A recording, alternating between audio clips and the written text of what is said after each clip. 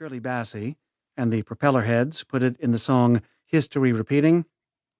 Some people won't dance if they don't know who's singing. Why ask your head? It's your hips that are swinging. So, how do you find out what makes your hips swing? This was a professional dilemma for David Greenberg, a psychology researcher at the University of Cambridge, who set out to determine how music intersects with personality and thinking. To do so, he and his colleagues had to first figure out what sort of music people like, and how to ask them in a way that might actually get at the truth. The issue with genre-based methods is that they're based on people's understanding of genres, he explains. Genres are multifaceted and broad. In the rock genre alone, you have Metallica, Joni Mitchell, Radiohead, Coldplay, and Rage Against the Machine. So someone could say, "Hey, I really like rock music," but that's not giving you too much information. Not to mention that just about every artist of note working today crosses genres in some form or another. Taylor Swift went from country to pop. Kanye West from hip-hop to electronica. Weird Al Yankovic from polka to rock to rap to polka. Each of these musicians is a genre of their own, and if you like Taylor Swift, you'll likely follow her into whatever genre she tries next. And then there's what we can call the Sloan effect for the Canadian band's song Coax Me, and its memorable lyric, "It's not the band I hate, it's their fans." No matter how much you love blissing out to New Age music, you might not want to be a person who loves blissing out to New Age music. And what you sing in the shower may not be what you say to a Cambridge researcher. And finally, music is everywhere. When your local news station transitions from sports to weather with a dubstep beat, you may find yourself humming along. SUV commercials are used to debut new tracks by respectable bands.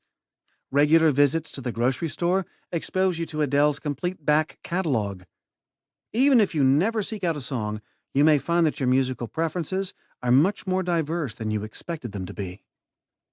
To avoid these issues, David Greenberg used a system built around the idea that musical preferences are based on preferences for particular musical properties and psychological attributes as opposed to musical genres. This system, devised by Peter Renfro, Louis Goldberg, and Daniel Levitin, was created by breaking down musical genres and building them back up again. They began by asking thousands of people exactly the wrong question, which was, what were their favorite music genres, subgenres, and some examples from each? From that, they identified 26 categories.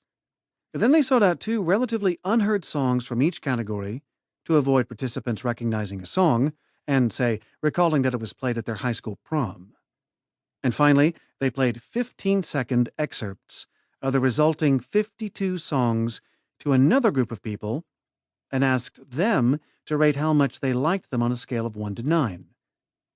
Using a series of statistical analyses, they identified 5 factors that defined each piece of music.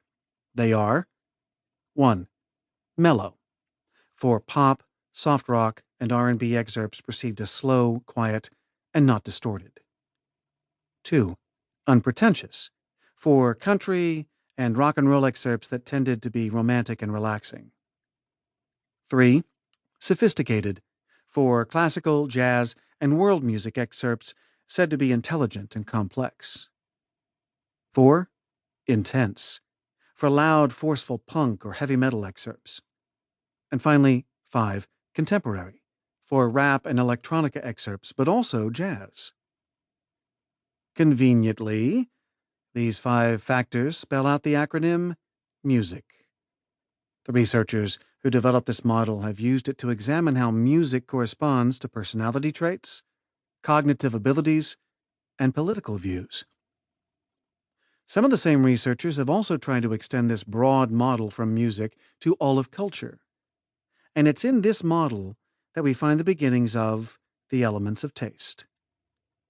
In their 2011 paper titled Listening, Watching, and Reading, the Structure and Correlates of Entertainment Preferences, Peter Renfro, Louis Goldberg, and Ron Zilka came up with what they called a remarkably clear factor structure of genre preference